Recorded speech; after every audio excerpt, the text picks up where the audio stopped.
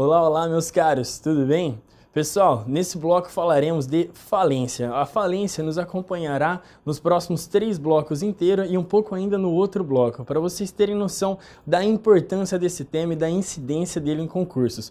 Bom, pessoal, uma noção geral da falência. A falência é uma forma organizada dos credores receberem o crédito de um devedor empresário. Então, tá aí a primeira observação. A falência, ela incide somente no devedor empresário. Pessoal, vimos lá no começo do nosso curso quem é o empresário, pelo artigo 966 do Código Civil, aquele que exerce atividade empresária. Então teremos aí o empresário individual, a EIRELI e as sociedades empresárias. Bom, vamos para o primeiro slide comentar essas observações iniciais.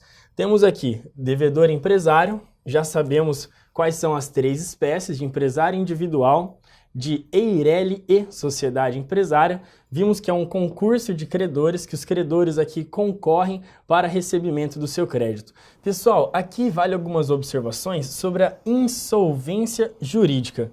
Pessoal, a insolvência jurídica é aquela listada pelo legislador como tal. Está previsto no artigo 94 da Lei da Falência, Lei 11.101 de 2005, os motivos que ensejam o pedido de falência. Pessoal, qual que é a diferença para a insolvência econômica? A insolvência econômica é aquela quando o passivo é maior do que o ativo. Então, não há bens suficientes para arcar com as dívidas. Não é necessariamente esse tipo de insolvência que a gente precisa ter para se falar em falência aqui aplicado para o devedor empresário. Então, os motivos serão melhor abordados nos tópicos seguintes. Pessoal, e aqui, o que a gente também tem que ter em mente? Esse princípio do par condicio creditorum. Pessoal, segundo esse princípio, aos credores deve ser dado um tratamento paritário, um tratamento isonômico. Então, na busca desses créditos, nesse concurso de credores que é a falência, aos credores é dado o mesmo tratamento. Quem pode fazer uma diferenciação de tratamento? Somente a lei. Então, a lei estabelece classes de credores, categorias de credores que serão também por nós estudadas, e essas categorias, dentro de cada categoria, aos credores tem que ser dado o mesmo tratamento. Bom, pessoal, falaremos aqui do sujeito passivo. Sujeito passivo. O que é o sujeito passivo, pessoal? É aquele que pode sofrer a falência. Colocamos aqui nas noções iniciais, é o devedor empresário, noção dada pelo artigo 966 do Código Civil. Pessoal, como não é um benefício, a lei não exige que esse empresário esteja regulamentado. Então, mesmo o empresário não regulamentado, que não tem o registro, não está com todas as atividades regulamentadas, ele pode sim sofrer a falência. Pessoal, com isso a gente consegue excluir quem não pode sofrer falência. É o devedor não empresário, que, como vimos, é o profissional intelectual, a sociedade simples, que é toda sociedade que não é empresária, e a cooperativa, que é uma sociedade simples, que a lei faz questão de prever que a cooperativa é uma sociedade simples. Então, pessoal, essas pessoas aqui, por não serem empresárias, estão afastadas da falência. Esses daqui não sofrem falência. Bom, pessoal, além desses que não sofrem falência por não serem empresários, a lei ela traz alguns excluídos, alguns devedores que, mesmo sendo empresários, eles não são atingidos, não são alcançados pela falência. Pessoal, quem são esses devedores? Empresários que não são atingidos pela falência. Bom, essa exclusão, primeiramente, devemos dizer que ela pode ser total ou parcial. A total significa que aqueles sujeitos jamais, aqueles empresários jamais serão atingidos pela falência. E os excluídos parciais significa que nesses casos a lei evita que a falência os atinja. Por isso há um tratamento diferenciado. Bom, pessoal, vamos aqui para a lousa ver quais são quais. Pessoal, os excluídos totalmente, exclusão total, está no artigo 2º, inciso 1, da Lei 11.101 de 2005. Pessoal, em todos os slides aqui das aulas, a lei que trata da falência, está aqui no primeiro slide, é a Lei 11.101 de 2005, tá bom, pessoal? Então, sempre que eu não mencionar o código, significa que trata aqui dessa lei. Então, nesses casos aqui, Código Civil, porque já está aqui na referência aqui em cima. Todos os demais casos, Lei 11.101 de 2005. Bom, pessoal, logo no começo dessa lei, ela fala para quem essa lei não se aplica. Essa lei não se aplica para empresa pública e sociedade de economia mista. Pessoal, o motivo aqui é simples. Como há investimento público, o prejuízo seria, então, do ente público, motivo pelo qual a lei os exclui totalmente da falência. Pessoal, a exclusão parcial agora, de quem que a lei tenta evitar a falência. De banco, instituições financeiras, portanto, operadora de plano de saúde e seguradora. Nesses três casos em que a lei evita a falência, vamos abordar qual é o caminho a ser tomado. Bom, pessoal, vamos falar então desses devedores empresários que a lei exclui parcialmente da falência, optando então por caminhos alternativos. Bom, pessoal, pro banco, o Banco Central pode optar, então é um poder discricionário do Banco Central, pela intervenção ou o regime de administração especial temporário, chamado de RAET. Pessoal, nesses casos, a questão vai trazer para vocês que o banco está passando por uma crise, está com títulos protestados, e aí vai perguntar dos caminhos possíveis. Temos então a intervenção e o RAET. Pessoal, o que a gente tem que ter em mente entre os dois? As diferenças e semelhanças.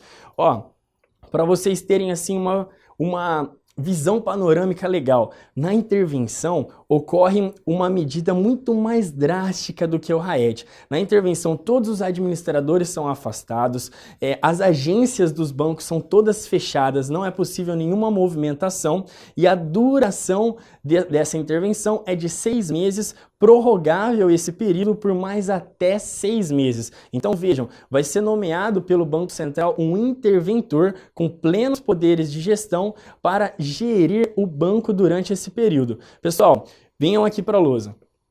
Intervenção, agências fechadas, duração 6 meses, prorrogável por mais até 6 meses.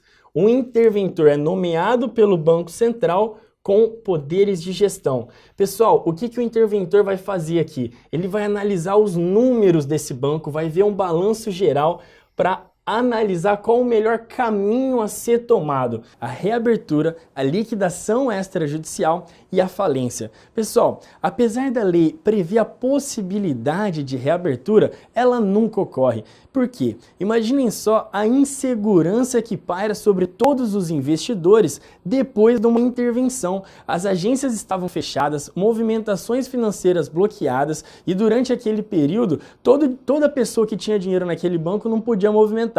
Assim que a intervenção acabasse, assim que esse banco fosse reaberto, é evidente que todas as pessoas tirariam o dinheiro desse banco e aí a falência seria certa. Então, na prática, esse caminho não ocorre. E aí, quais dos dois que restam? Qual resta? Pessoal, resta então a liquidação extrajudicial e a falência. E o critério para definir um desses dois caminhos é muito objetivo, é um critério objetivo. É ter ou não dinheiro para pagar pelo menos 50% dos credores quirografários. Pessoal, vejam, se houver dinheiro para pagar, houver bens para pagar, pelo menos 50% dos quirografários, dos créditos quirografários, então será optado pelo caminho da liquidação extrajudicial. Por outro lado, em não havendo bens, em não havendo dinheiro suficiente, será então tomado o caminho da falência. Pessoal, aqui uma leve observação para vocês já irem ficando familiarizados com os termos.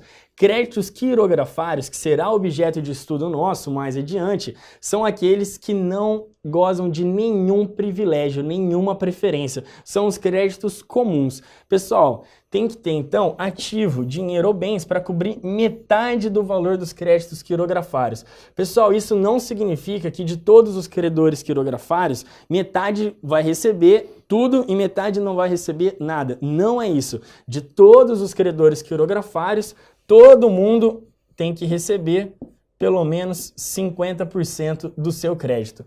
Pessoal, se não houver ativo suficiente, aí sim vai ser optada pela falência. Esse vai ser o caminho tomado.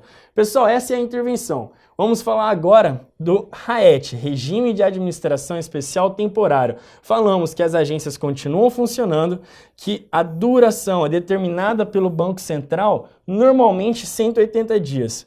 Pessoal, enquanto na intervenção há o interventor, aqui no RAET há um conselho diretor, também nomeado pelo Banco Central, com plenos poderes de gestão. A diferença é que aqui o conselho diretor não vai fazer esse balanço geral aqui, ele vai ajudar na tomada de decisões. Pessoal, no RAET é possível a utilização da reserva monetária. A reserva monetária é uma reserva do Banco Central destinada ao saneamento econômico-financeiro da instituição. No RAET é possível usar esse dinheiro para dar um fôlego, então, para esse banco que está em crise, está passando por dificuldades. Quais são os caminhos possíveis? Pessoal, a lei prevê transformação, incorporação, fusão, cisão ou transferência de controle acionário da instituição. Então, um dos caminhos possíveis são todos esses institutos que buscam a continuação da atividade do banco. Por esses caminhos, o banco continua sobrevivendo. Pessoal, se essa alternativa aqui não for viável, bom, não restará outra saída a não ser a liquidação extrajudicial e a própria falência. Pessoal, o banco não tem direito à recuperação de empresas. Pessoal, então isso é o que acontece com o banco, é um dos excluídos parcialmente da falência. Vejam que a lei, o legislador tentou buscar caminhos alternativos para que fosse evitada a falência. A gente vai falar agora na sequência dos planos de saúde e das seguradoras, que são os outros excluídos parcialmente da falência. Pessoal, a eles se aplica a intervenção, então eles se sujeitam à intervenção, nos termos ali da intervenção estudada no slide anterior. O plano de saúde, regido pela Lei 9.656 de 98 e as seguradoras pelo Decreto-Lei 73 de 66. Também não tem direito à recuperação de empresa e aqui listamos quem fiscaliza as seguradoras e as operadoras de plano de saúde. As seguradoras fiscalizadas pela SUSEP, Superintendência de Seguros Privados, e as operadoras de plano de saúde pela ANS, Agência Nacional de Saúde Suplementar. Pessoal, pois bem, falamos então das noções iniciais da falência, falamos quem pode ser o sujeito passivo da falência, então quem pode sofrer a falência, que é o devedor empresário, vimos quem é excluído total ou parcialmente da falência e agora falaremos dos órgãos, das pessoas que atuam na falência, além do devedor, do credor e do juiz. Bom, pessoal, aqui como primeiro órgão temos o administrador judicial, tratado dos artigos 21 a 24 da Lei de Falência, que é 11.101 de 2005. O administrador judicial, pessoal, ele é nomeado pelo juiz e ele pode ser ou um profissional idôneo ou uma pessoa jurídica especializada. Então, com isso, o que significa? Que o administrador judicial pode ser pessoa física ou pessoa jurídica. Com isso, vocês já conseguem excluir algumas questões de prova. Se falar que o administrador judicial é sempre pessoa física, pessoa natural, tá errado. É possível que seja uma pessoa jurídica. Bom, se for pessoa física, a lei traz preferências para algumas profissões. Para ser administrador judicial, advogado, economista, administrador de empresas ou contador. Pessoal, quais são as funções do administrador judicial? São listadas em lei. E o que a gente precisa ter em mente, sempre fiscalizado pelo juiz. Pessoal, ao administrador judicial cabe a arrecadação dos bens, que é buscar dinheiro, buscar os bens, é verificar outras ações, tudo que pode envolver os bens daquele devedor. Além da arrecadação, caberá a ele a venda dos bens, para levantar aí sim o ativo de forma a que consiga pagar o máximo de credores possíveis, elaborar o quadro geral de credores. Aqui ele vai listar, isso a gente vai ver dentro do procedimento, pessoal, todos esses itens. Estudaremos o procedimento da falência e veremos que como funciona essa arrecadação, a venda dos bens, em que momento ela vai ocorrer, o que é o quadro geral de credores, que basicamente, adianto para vocês, listará o nome dos credores, o valor do crédito de cada um deles e a natureza do crédito, a qualidade desse crédito, se há alguma preferência ou não. Bom, além disso, apresentar relatórios mensais ao juiz, contratar pessoas, são auxiliares, pessoal, e só ocorre com autorização judicial. Ainda que a lei admita esses auxiliares, a responsabilidade continua sendo do administrador judicial. E aqui, dentre as mais importantes, transigir, negociar sobre obrigações e direitos, também mediante autorização judicial, e aqui a lei fala, depois de ouvido o comitê de credores. Pessoal, como funciona a remuneração do administrador? É fixada pelo juiz em, no máximo, 5% do valor da venda dos bens aqui na falência.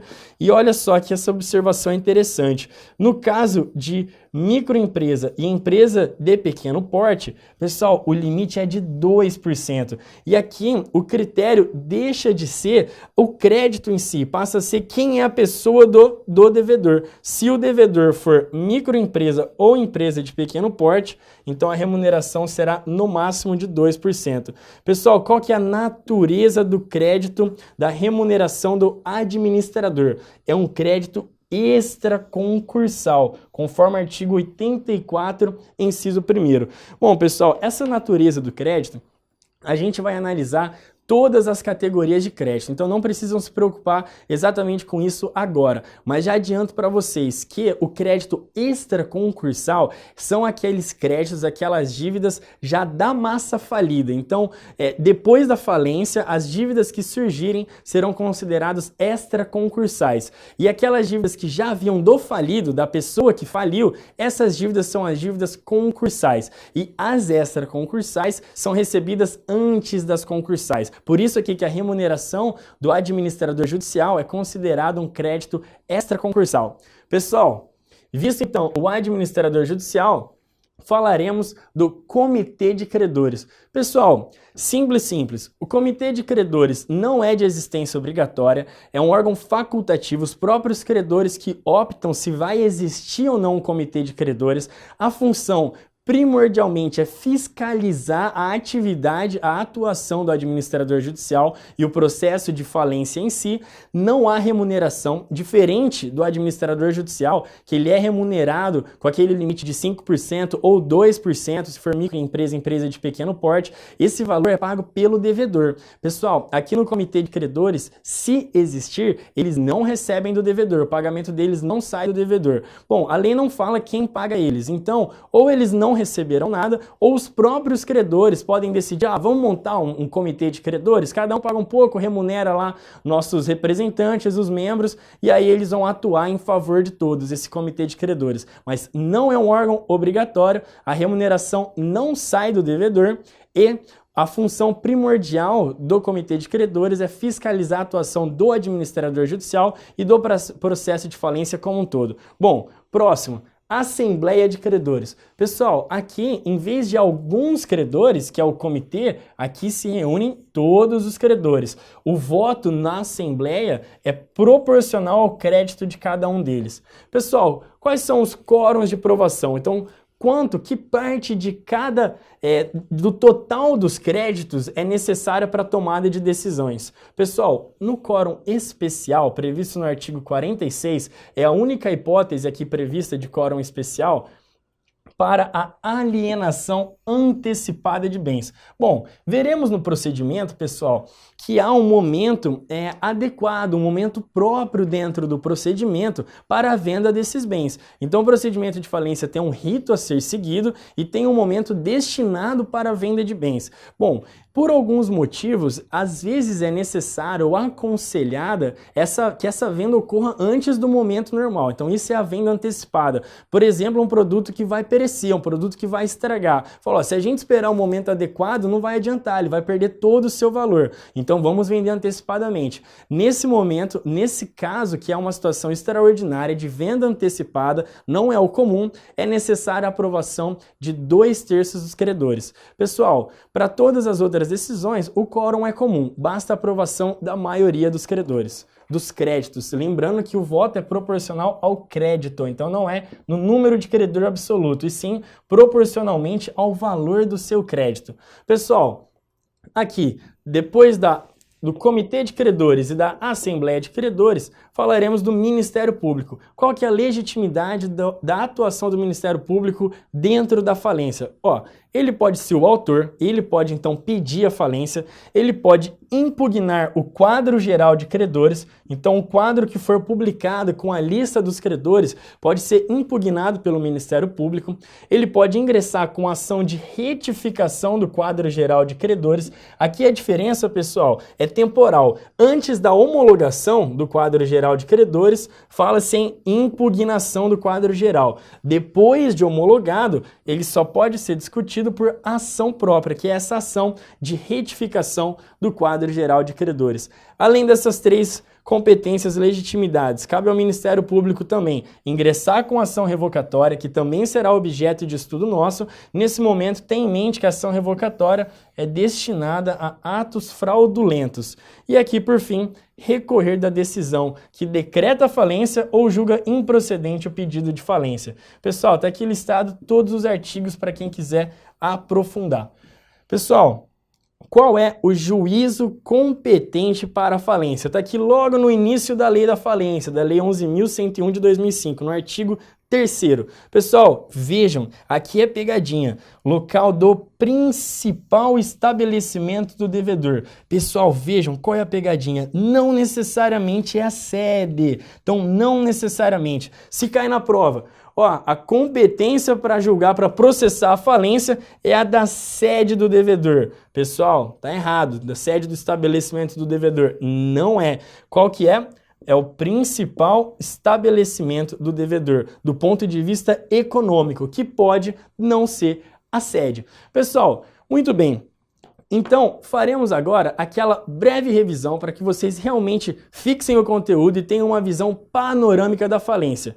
Vamos lá. Bom, começamos falando, apontando algumas noções iniciais, que na falência se envolve devedor empresário, que é aquele previsto no artigo 966, conforme já estudado por nós, que a falência é um concurso de credores sobre o qual se aplica o princípio do par condicio creditorum, que é esse tratamento paritário e isonômico aos credores da mesma classe. Vimos que na falência se fala em insolvência jurídica e não em insolvência econômica. Aqui, aplicado para falência, e a insolvência econômica para insolvência civil. Pessoal, não podem sofrer falência, então, portanto, aqueles que não são empresários, obviamente, já que a falência é destinada somente para o devedor empresário. Exclui-se aqui profissional intelectual, sociedade simples, que é aquela que não é empresária, e a cooperativa, que é uma sociedade simples. Bom, além dessas pessoas que não são atingidas pela falência por não serem devedores empresários, a lei ainda lista algumas pessoas que são devedores empresários, mas são excluídos da falência. Quem são esses? Os excluídos totalmente, que nunca são sujeitos à falência. Empresa pública, sociedade de economia mista. E os excluídos parcialmente, pessoal, aqueles em que o legislador evita a falência deles. Banco, operadora de plano de saúde e seguradora. Pessoal, quanto ao banco, vimos que quando a questão falar em crise, falar em títulos protestados, essa é a situação que vai ser aplicada, ou a intervenção ou o regime de administração especial temporário. Nesse caso, pessoal, é o Banco Central que opta por qual dos caminhos seguir. Então será a intervenção ou o RAET. Intervenção, agências fechadas, duração 6 meses mais 6 meses. O interventor com plenos poderes de gestões fará um balanço geral para ver qual é o melhor caminho a ser seguido. Se houver ativo suficiente para cobrir metade do valor dos créditos quirografários, será optada pela liquidação extrajudicial. Se não houver, falência será o caminho a ser seguido. RAET, pessoal, agências continuam funcionando, então diferente da intervenção em que as agências são fechadas, a duração é determinada pelo Banco Central, que normalmente fixa em 180 dias. O Conselho Diretor tem plenos poderes de gestão, mas aqui ajuda na tomada de decisões. Reserva monetária, essa reserva especial destinada ao saneamento econômico-financeiro da instituição pode ser usada aqui no caso da aplicação do RAET, para dar um fôlego, pessoal, para a empresa. Caminhos possíveis, então: transformação, incorporação, fusão, cisão ou transferência do controle acionário da instituição, ou se isso daqui não surtir efeito, ou se não for viável, melhor dizendo, se isso não for possível para a empresa continuar funcionando, aí pode não restar saída a não ser a liquidação extrajudicial e a falência, que aqui busca pagar então os credores. E recuperação de empresas, o banco não tem direito. Pessoal, quanto às operadoras de plano de saúde e as seguradoras se sujeitam à intervenção e também não têm direito à recuperação. Vimos que as seguradoras fiscalizadas pela SUSEP e as operadoras de plano de saúde pela ANS. Pessoal, quem que atua no processo de falência, além do credor, devedor e o juiz? O administrador judicial, que é aqui um auxiliar do juiz, nomeado pelo juiz, podendo ser pessoa física, que profissional idôneo, ou pessoa jurídica, que deve ser especializada.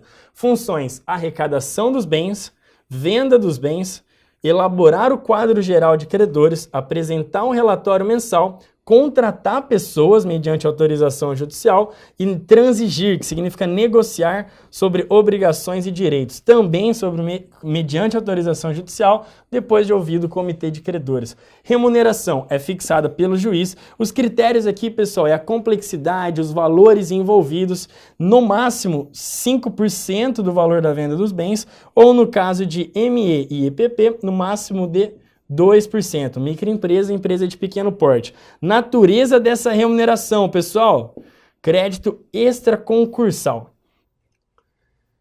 Comitê de credores é um órgão facultativo, significa que não é de existência obrigatória, fiscaliza a atuação do administrador judicial e todo o processo de falência, e eles não podem ser remunerados com o dinheiro do devedor.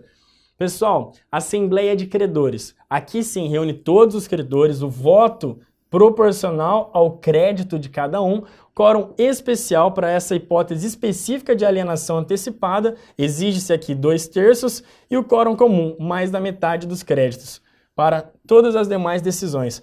Ministério Público, legitimidade para ser autor, para impugnar o quadro geral de credores, ingressar com ação de retificação, ingressar com ação revocatória. Vimos que aqui a diferença da impugnação e da ação de retificação é o momento em que esse questionamento do quadro de credores ocorre, se antes ou depois da homologação.